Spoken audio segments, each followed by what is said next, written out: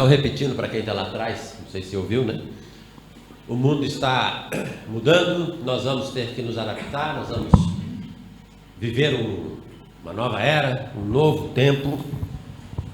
E fala-se nisso hoje em dia como se isso fosse uma coisa de hoje, que só aconteceu agora. Mas eu tenho certeza que os mais idosos aqui, e eu me incluo entre eles, já passamos por diversas mudanças. O mundo muda de época em época. Se nós pegarmos os tempos, nem toda mudança é para melhor, né? Muda-se, e às vezes, Mas então essas mudanças todas sempre ocorreram no mundo. Não é uma exclusividade da atual geração. Se nós pegarmos gerações, se conversarmos com os nossos pais, eles vão falar das mudanças que ocorreram. E se nós voltarmos no tempo, eu acho que de 50 anos, 100 anos, ou às vezes menos, talvez hoje as mudanças ocorram de forma mais rápida, antigamente demorava mais tempo para acontecer, mas mudanças sempre ocorreram.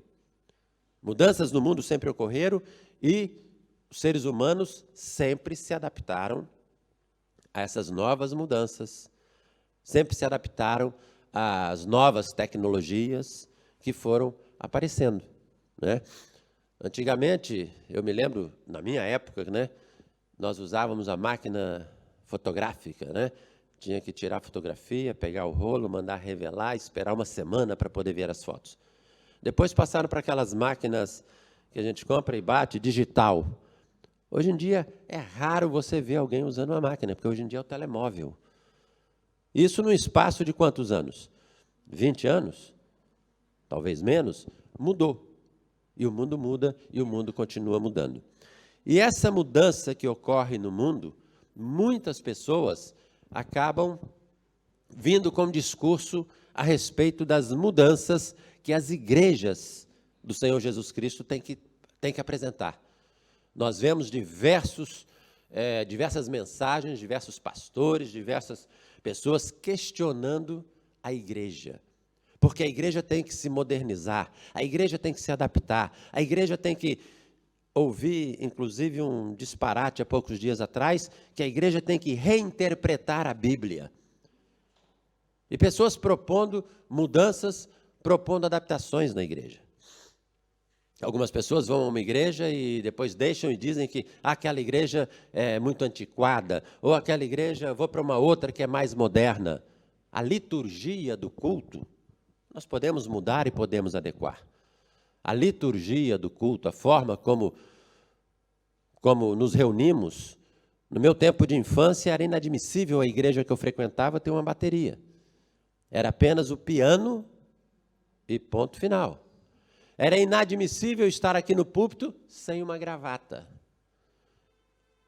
São mudanças que ocorrem na liturgia, na forma de louvarmos ao nosso Deus, na forma de prestar culto ao nosso Deus. Existia uma rotina, hoje em dia algumas igrejas fazem um verdadeiro show, tem uma banda muito boa, grandes oradores, tem um templo que muda a forma de culto, a forma da disposição das cadeiras. Isso tudo é liturgia e pode ser mudado. E se nós olharmos como eram os cultos realizados nos séculos passados, é completamente diferente de hoje. E isso não influencia a essência do Evangelho, a essência da igreja do Senhor Jesus Cristo. Nós podemos usar as tecnologias para modernizar os nossos cultos. Isso pode acontecer e deve acontecer. Possibilitar aquelas pessoas que estão impossibilitadas de estar na igreja, de estar nas suas casas e assistir o culto online, é uma modernidade que nós podemos usar na igreja, mas existem determinados pontos do Evangelho, determinados pontos da Palavra de Deus, que nós não podemos nos afastar com o propósito de modernizar a igreja. A Bíblia é clara quando ela fala que o mundo passará, mas a Palavra de Deus permanece para sempre. Então nós podemos modernizar a liturgia do nosso culto, mas nós não podemos tentar modernizar a Palavra de Deus. Nós não podemos mudar a palavra de Deus. Nós não podemos fazer com que a palavra de Deus seja adaptada ao mundo que evolui e que muda de característica, porque a Bíblia já afirma que a palavra de Deus é atual e a palavra de Deus permanecerá para sempre. Aconteça o que acontecer no mundo, passe pela evolução tecnológica, passe pelas pandemias, passe por qualquer problema, nós temos que estar cientes de qual é o papel da igreja no mundo que nós vivemos. 3 pontos que eu gostaria de destacar e que julgo de grande importância para a sobrevivência da igreja, como ela deve ser. O primeiro ponto é a fé. A fé que cada um de nós tem que ter nos seus corações. Nós não vamos tecer grandes comentários a respeito da fé, porque já acompanhamos nos últimos 2 domingos o pastor pregando sobre o livro de Hebreus e na sua mensagem tem abordado e estudado profundamente a respeito da fé. Mas a fé que cada um de nós deve ter no seu coração, a fé na palavra de Deus, a fé de que Deus criou o homem perfeito para viver na sua presença.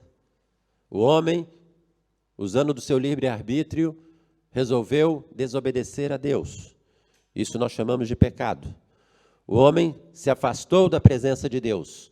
E desde então, Deus apresentou, e vemos na Bíblia, diversas situações para dar oportunidade ao homem de retornar à presença de Deus.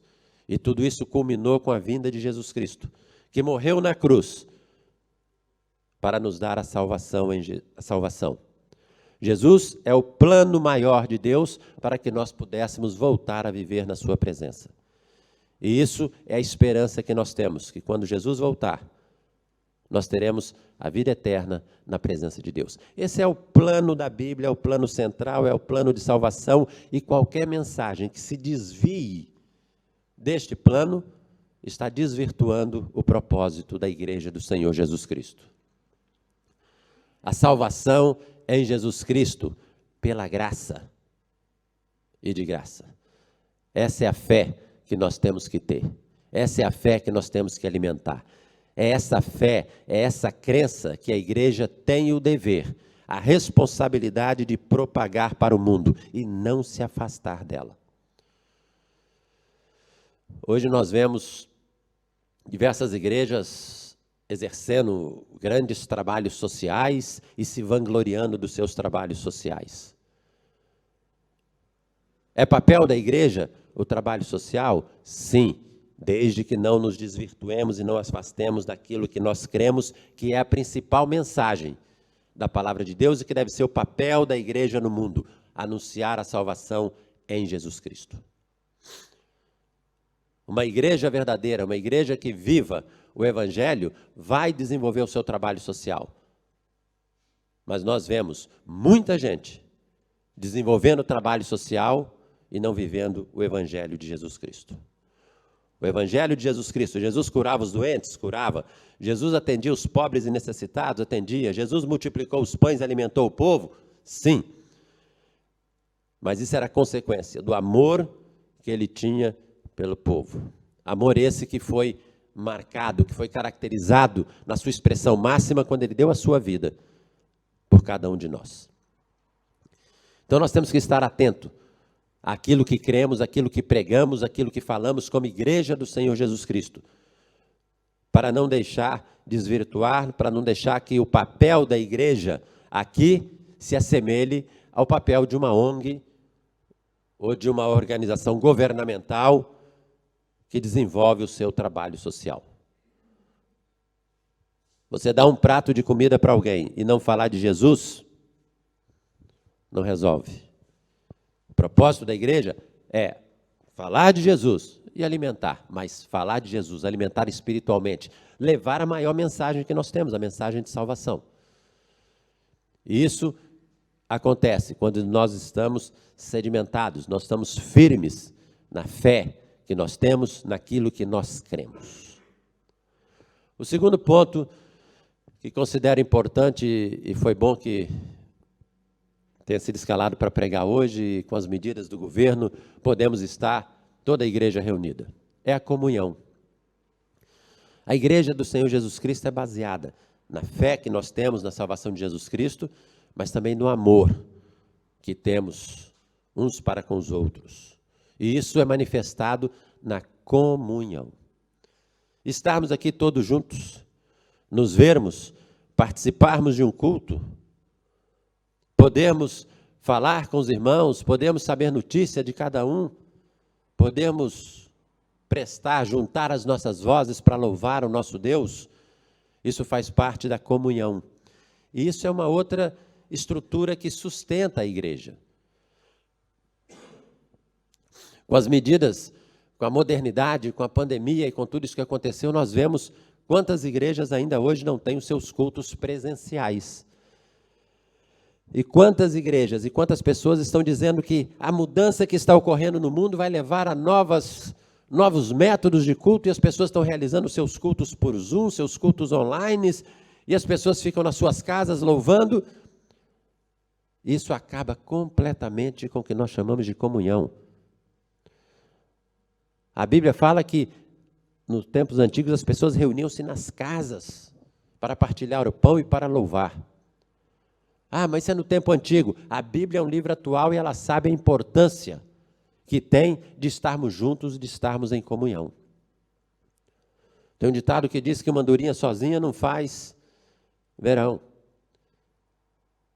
Estar em casa, muitas vezes de pijama, e na hora do culto, simplesmente apertar um botão, ligar, ficar ali deitado na poltrona assistindo o culto. Assistindo o culto. Culto não é para assistir. Culto é para participar. Assistir, a gente assiste, eu assisto o dia inteiro, quando estou em casa, o meu jogo de golfe, meu jogo de tênis, o jogo de futebol. Assisti ontem em Portugal, infelizmente, perder para a França de 1-0, mas culto não é para assistir, culto é para participar. É sentado aqui que podemos cantar o que cantamos aqui e podemos ouvir as vozes uns dos outros e sabemos que formamos um grande coro, um grande grupo para prestar louvor ao nosso Deus. Está sentado em casa, confortavelmente no seu sofá assistindo um culto,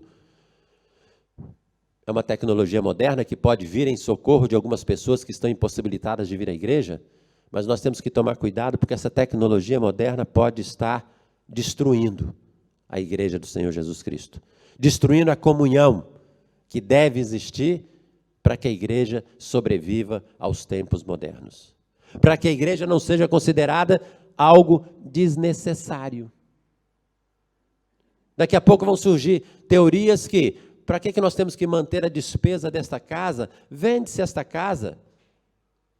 O pastor não precisa mais ter um gabinete para atendê-lo pessoalmente e orientá-lo e aconselhá-lo. Liga pelo Zoom e fala com ele pelo Zoom.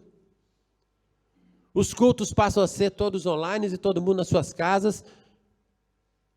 Se esses modernos que estão pregando esta nova prática prevalecer, provavelmente o diabo vai estar dando gargalhadas no inferno. Porque a medida é uma forma clara para destruir, para acabar com a igreja do Senhor Jesus Cristo. A Bíblia é clara quando fala em várias passagens, né? E nós temos lá no livro de Romanos e também no livro de Coríntios, quando fala que a igreja é um corpo com vários membros, e que esses membros não sobrevivem isoladamente. O corpo, para ser um corpo, precisa de cada membro ajustado, cada membro presente, unido, ligados, né? Nós temos em 1 Coríntios, o capítulo 12, verso 12, que fala a respeito do assunto, e também no livro de Romanos, quando Paulo fala às igrejas da importância da igreja. Uma ilustração que eu gosto muito, que fala sobre a comunhão, conta justamente que numa igreja no interior dos Estados Unidos, um determinado jovem que tinha vivido na cidade grande, voltou e começou a divulgar na igreja que não precisava da igreja, eu estou falando dos Estados Unidos, mas acontece no nosso meio frequentemente.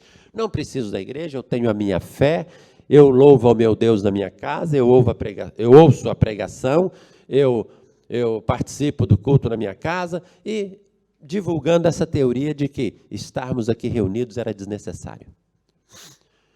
E um pastor idoso e muito sábio um dia convidou esse jovem para ir à sua casa. E este jovem, sabendo que o pastor ia abordar aquele tema sobre a importância da comunhão, a importância da igreja, já foi todo preparado para aplicar os seus argumentos com o pastor. Estava uma noite fria nos Estados Unidos, nevando, e aquele jovem se deslocou até a casa do pastor e chegou lá tremendo de frio, por causa do frio que estava fazendo, e quando ele entrou, ele logo olhou para a lareira e a lareira estava apagada. E ele sentou e o pastor falou assim: vamos tomar um chá, mas vamos tomar um chá próximo da lareira. E aquele jovem, ainda bem, ele vai acender a lareira, que eu estou aqui com frio, né? E o pastor chegou, serviu o chá, pegou uma pedra de carvão, botou na lareira, derramou o álcool, tacou o fogo, sentou, ficou olhando aquela pedra. E aquele jovem, esperando o pastor falar alguma coisa, olhava para o pastor e olhava aquela pedra. Inicialmente aquela pedra encandeceu-se, pegou um fogo, mas com pouco tempo aquela pedra foi apagando o seu fogo,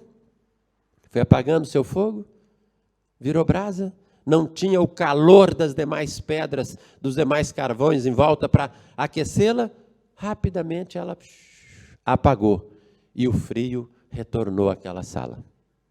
E o pastor não abriu a boca. E aquele jovem olhou para o pastor, agradeceu e disse: pastor, não precisa falar nada. Eu entendi a mensagem. E retirou-se. É isso que acontece com os irmãos que acham que na minha casa eu posso louvar, eu posso ser um crente na minha casa, eu não preciso da igreja, eu não preciso vir aqui, porque na igreja tem muitos problemas, na igreja tem irmãos com problema, a igreja é problemática. Sim, a igreja é problemática, é feita por homens.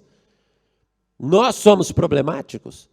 E a demonstração do amor de Cristo, quando ele morreu por cada um dos problemáticos que aqui estão, incluindo eu, nós precisamos também amar a estas pessoas e conviver com estas pessoas. Ninguém que fica na sua casa sozinho consegue manter a chama. Ninguém que fica na sua casa sozinha, prestando culto de pijama, sentado na sala, pelo Zoom, ou pela televisão, ou pela internet, ouvindo mensagens de quem quer que seja, consegue manter a comunhão, que é a essência para a vida da igreja. Nós precisamos nos reunir, nós precisamos estar presentes, nós precisamos ver os irmãos. Isso é uma necessidade do ser humano.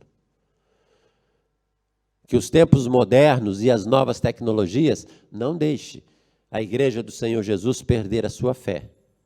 Não deixe a igreja verdadeira do Senhor Jesus Cristo perder a comunhão, o laço que nos une uns aos outros. Eu não consigo crer que o nosso relacionamento enquanto igreja aqui da parede seja igual o relacionamento que eu tenho com pessoas de outras igrejas. Somos todos irmãos em Jesus Cristo, mas os meus irmãos que estão aqui presentes, com quem eu vejo, eu sei o que estão fazendo, com quem eu tenho intimidade, com quem eu tenho amizade, com quem é importante para o crescimento e para o fortalecimento da igreja. Nós devemos amar a todos, mas o relacionamento, a comunhão é entre nós. E é isso que faz a igreja da parede existir. Isso é que faz a igreja da parede crescer. Durante esse período de pandemia, novas pessoas vieram à igreja. Mas quem está em casa assistindo o culto pelo Zoom, não teve a oportunidade de conhecer essas novas pessoas. Não tiveram a oportunidade de manifestar amor a essas novas pessoas. O que faz com que as pessoas venham à igreja, participem da igreja, se agreguem à igreja, é o amor que nós demonstramos. Quantas e quantas pessoas testemunham que chegam na igreja e falam que me senti bem, fui bem recebido, as pessoas me atenderam, as pessoas demonstram amor, demonstram paz, é isso que eu preciso. Como é que nós vamos demonstrar isso para as pessoas? Pelo Zoom, pela internet, sentado no sofá das nossas casas? É confortável, é confortável. Pode-se até falar que aumenta a participação, mas isso me entristece. Falo aqui, por exemplo, pelos homens da igreja. Durante o período de pandemia, lá naquele período de março, que nós criamos uma alternativa de fazer um culto de oração pelo Zoom, quantas pessoas apareciam, Andrés? Quantas pessoas apareciam cada dia ali pelo Zoom? 14, 15, 12. Nós temos culto de oração aqui na igreja segunda-feira. Quantos vêm? 4, 5, 3. Eu não posso ir por isso, por aquilo. Onde é que está a nossa prioridade? Eu posso ficar sentado de pijama na sala, vendo um culto pelo Zoom e participando, mas não posso sair de casa para vir aqui assistir? Eu não vou na igreja por causa da pandemia, eu corro riscos de pegar infecção, mas você vai trabalhar. Quando você tem que ir trabalhar, você vai trabalhar, o seu chefe manda você vai trabalhar com risco ou sem risco de pandemia. Na hora de vir à igreja, eu vou pegar pandemia, vou pegar gripe e não vou na igreja. Onde é que está a nossa prioridade como igreja do Senhor Jesus Cristo? Nós vamos ao supermercado, nós vamos à aula, nós saímos, nós fazemos tudo o que temos que fazer. Na hora de vir na igreja, aí temos os obstáculos da gripe, temos os obstáculos aí do Covid, temos obstáculos que eu não tenho tempo. Isso é uma forma de esfriar o amor que deve existir na igreja. Nós temos que ver onde é que está a nossa prioridade como crentes. Onde é que nós depositamos a nossa fé. O que nós queremos para a vida nossa e para a vida da igreja. A igreja somos nós somos membros da igreja. Nós somos membros desse corpo. E a Bíblia diz que se um membro sofre, todo o corpo sofre. Se você não participa, se você não vem, se você não se reúne, todo o corpo está a sofrer. Está a sofrer nas consequências, porque a igreja vai esfriar. E muitas igrejas hoje estão enfrentando este problema como consequência desta modernidade e dos tempos que estão a mudar. A igreja do Senhor Jesus Cristo não pode mudar. E aí nós vamos no terceiro ponto que considero mais importante. A fé e a comunhão deve existir e a orientação da palavra de Deus. A igreja do Senhor Jesus Cristo tem que estar firmado nesta palavra. A Bíblia é a palavra de Deus. A Bíblia existe há muitos e muitos anos e já passou por todas as tentativas que vocês possam imaginar para acabar com ela. Já queimaram Bíblias em praça pública, governos já proibiram a leitura da Bíblia. A própria igreja, em determinados tempos, já proibiu que o povo lesse a Bíblia. Grandes pensadores já declararam que a Bíblia é um livro arcaico, ultrapassado, e que logo, logo ela acabaria. Mas a Bíblia continua sendo o livro mais lido em todo o mundo. E a leitura da Bíblia provoca mudanças na vida de muita gente. A Bíblia, independente do tempo, independente da época, independente de qualquer situação, a Bíblia é a palavra de Deus. E nós temos que confiar plenamente nisso e cumprir o que a Bíblia diz. Nós não podemos nos afastar, enquanto igreja, da palavra de Deus. A Bíblia, por si só, já mostra que nós devemos agir assim. Recentemente eu tive 2 coisas que eu assisti, que eu vi, e que me causaram uma certa estranheza. Uma pessoa que eu não sabia que era evangélico, os mais antigos aqui devem conhecer, o Emerson Fittipaldi, foi o primeiro campeão de Fórmula 1 brasileiro, na década de 70, 80, né? Longo tempo atrás. Os mais novos nem devem conhecer. E ele dando uma entrevista aqui, antes da corrida do Algarve, de Fórmula 1, e quando o repórter lhe perguntou: Emerson, você gosta de ler? O que você está lendo atualmente? Ele disse o seguinte: desde que eu nasci de novo, em 1998, o único livro que eu tenho lido todos os dias é a Bíblia. E aí ele deu um testemunho ali, que ele lê a Bíblia, porque a Bíblia é atual, a Bíblia é presente, a Bíblia traz conforto, a Bíblia responde às perguntas dos homens, e foi abordando a Bíblia e o repórter ficou mudo, não sabia o que falar. Daí a pouco o repórter volta à questão e pergunta: o que você gostaria de deixar de conselho para o seu filho, você sendo um campeão de Fórmula 1 e o seu filho iniciando a carreira nos karts? Ele falou: o único conselho que eu dou para o meu filho é que ele siga a palavra de Deus, que ele conheça a palavra de Deus e que a palavra de Deus faça parte do desenvolvimento do caráter dele. E o repórter mais uma vez disfarçou e mudou de assunto e perguntou pela terceira vez: um arrependimento que você tem na tua vida? E ele respondeu mais uma vez: de não ter conhecido a Jesus Cristo antes. Porque cometi muitos erros na minha vida achando que estava fazendo a coisa certa. Mas quando a gente conhece Jesus, o Espírito Santo fala as nossas vidas e nós mudamos. E eu nasci de novo em 1998, quando, após um grande acidente de automobilismo, eu estava no hospital e chegou ali um outro piloto que já era evangélico com a Bíblia na mão, e quando eu perguntei para ele: vem me dar extrema-unção? E ele respondeu: não, vim te apresentar Jesus Cristo. E a partir daquele dia eu nasci de novo. Então, um testemunho maravilhoso de alguém que, famoso, alguém que teve tudo na vida, mas que tem na Bíblia regras de conduta e está passando isso para os seus filhos. E para a tristeza minha, logo em seguida, ouvi um grande pregador do Brasil, um grande pastor, um pastor que tem uma grande igreja no Brasil, que depois do que ele disse eu já duvido que ele seja um grande pastor, mas num dos seus sermões na igreja, ele dizendo que a Bíblia tem que ser reinterpretada, que a Bíblia não é mais um livro de verdades absolutas, que o mundo está evoluindo e que nós temos que ler a Bíblia de uma forma diferente, tem que ser reinterpretada para adequar a Bíblia aos tempos modernos. Meus irmãos, não é a Bíblia que tem que adequar-se aos tempos modernos, é o mundo que tem que se adequar à palavra de Deus. No livro de Timóteo 3, verso 16 e verso 17, 2 Timóteo 3, 16 e 17, nós lemos: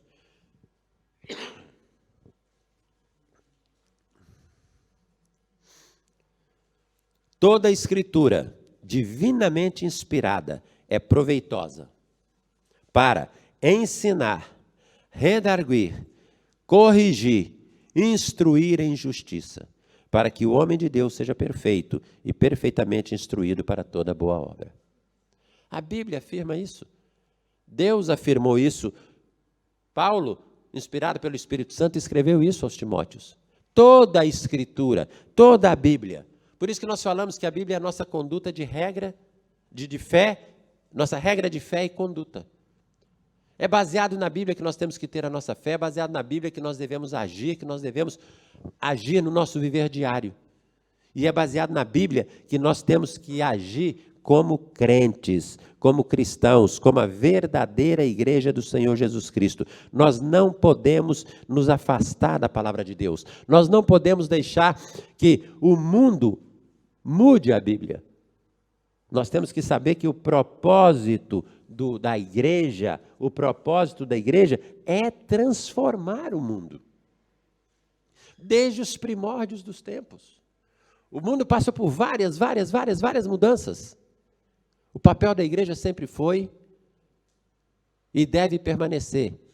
Nós devemos manter-nos fiéis à palavra de Deus. E sendo fiel à palavra de Deus, saber que a nossa responsabilidade é nós mudarmos o mundo e não deixar que o mundo mude a igreja. Porque o dia que isso acontecer, é a vitória do diabo. A vitória do diabo é essa, é destruir o corpo de Cristo, destruir a igreja do Senhor Jesus Cristo. Nós temos diversas passagens na Bíblia que mostram a importância de lermos a Bíblia, de seguirmos os ensinamentos bíblicos. 1 Tessalonicenses 2, capítulo 13, fala também a respeito de, pelo que também damos sem cessar, graças a Deus, pois havendo recebido de nós a palavra da pregação de Deus, a recebestes, não como palavra de homens, mas segundo é, na verdade, como palavra de Deus, a qual também opera em vós os que creis. A Bíblia, em diversas situações, fala, a Bíblia é a palavra de Deus. Encontramos em João 14, 26.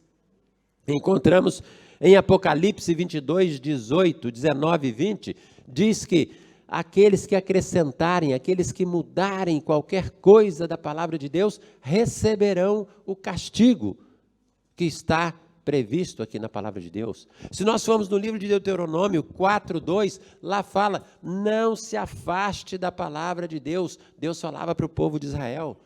Provérbios 36 fala a respeito da importância de seguirmos a palavra de Deus. Então, como igreja do Senhor Jesus Cristo, nós temos que manter a nossa fé, nós temos que andar em comunhão, mas nós temos que ter a sustentação da nossa vida como igreja na palavra de Deus. Tudo aquilo que nós ouvimos, todas aquelas pregações que ouvimos, nós temos o Espírito Santo, portanto nós temos o discernimento de olhar e ver o que diz a palavra de Deus. Às vezes nós ouvimos, como ouvi esse caso desse pastor que tem uma grande igreja no Brasil, falando da Bíblia, que tem que se reinterpretar, que tem que se analisar, que tem que se avaliar. Nós não podemos nos deixar enganar por homens. Se nós temos o Espírito Santo de Deus, nós temos que ouvir uma mensagem dessa e ver se está de acordo com a palavra de Deus. Para isso, nós precisamos ter intimidade, precisamos ler, precisamos conhecer a Bíblia e ver o que a Bíblia fala disso. A Bíblia fala que no final dos tempos muitas pessoas surgirão e tentarão nos afastar da palavra de Deus. E isso vem acontecendo há muito tempo. O que nós temos feito? Precisamos estudar a Bíblia, precisamos conhecer mais a palavra de Deus, precisamos conhecer a vontade de Deus para o seu povo. E não nos esquecermos nunca que o papel da igreja é transformar o mundo. O papel da igreja é levar para o mundo a mensagem do Evangelho. Precisamos conhecer a Bíblia para apresentar para o mundo a mensagem. Não podemos ficar intimidados pelas mudanças do mundo. O que a Bíblia diz que é certo, o que a Bíblia diz que é errado. Nós não podemos querer adequar a Bíblia ao mundo. O que é pecado é pecado. O que desagradava a Deus no início dos tempos, desagrada a Deus até hoje. Deus não muda. Quem muda é o homem. O pecado é pecado desde que o mundo foi criado. Pecado é desagradar a Deus.